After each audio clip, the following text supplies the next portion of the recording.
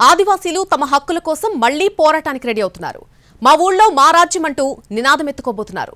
ST జాబితా నుంచి లంబాడీలను తొలగించాలనే ప్రధాన డిమాండ్తో ఉద్యమానికి సిద్ధమవుతున్నారు.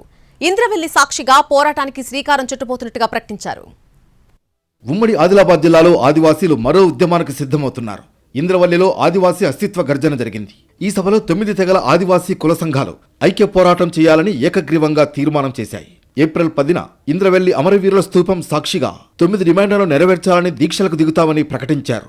కేంద్ర రాష్ట్ర ప్రభుత్వాలు తమ డిమాండ్లను నెరవేర్చాలని డెడ్లైన్ విధించారు ఆదివాసీలు.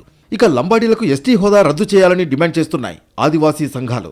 జైనూర్ మండల కేంద్రంలో 1970 తర్వాత వలస వచ్చిన మైనార్టీలను వెంటనే తరలించాలని కోరుతున్నారు. తెలంగాణ వ్యాప్తంగా ఆదివాసీలపై పెట్టిన కేసులు ఎత్తివేయాలనే డిమాండ్లను ప్రభుత్వం ముందు పెట్టారు. ఏజెన్సీ ప్రాంతంలో 100% విద్యా ఉద్యోగ ఉపాధి అవకాశాలను 9 తెగల ఆదివాసీలతోనే భర్తీ చేయాలంటున్నారు. మా యొక్క ఉద్యమాన్ని నీరుగార్చడానికి, అణచివేయడానికి, విచ్ఛిన్నం చేయడానికి ప్రయత్నాలు చేస్తున్నాయి తప్ప నిజంగా ఆదివాసీల సమస్యలను పరిష్కరించడంలో రాష్ట్ర ప్రభుత్వం పూర్తిగా విఫలమైంది. ఆదివాసీలకు ఇప్పటికైనా ప్రభుత్వాలు వాళ్ళ ధోరణి మార్చి ఆదివాసీల పక్షాన నిలబడాలనేది ఆదివాసీగా మేము కోరుతా ఉన్నాం. ఇక 2017లో చేపట్టిన ఆదివాసీల హక్కుల పోరాటం ఏకంగా దాడుల వరకు వెళ్ళింది. అక్రమంగా వలస వచ్చిన లంబాడీలను ఎస్టీ జాబితా నుంచి తొలగించాలనేది వారి ప్రధాన డిమాండ్. ఆ మధ్య చేపట్టిన ఆందోళనలు బాష్పవాయు గోళాలు ప్రయోగించే వరకు వెళ్లాయి.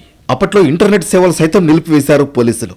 మా ఊళ్ళో మా రాజ్యం అంటూ బోర్డులు సైతం ఏర్పాటు చేసుకున్నారు. అక్రమంగా తమ జాబితాలో చేరి ఉద్యోగాలు పొందిన వాళ్లు తమ ప్రాంతంలో విధులు నిర్వహించవద్దనే పోరాటం కొన్నాళ్ల పాటు సాగింది. అయితే క్రమంగా ఆ పోరాటం సద్దుమణిగింది.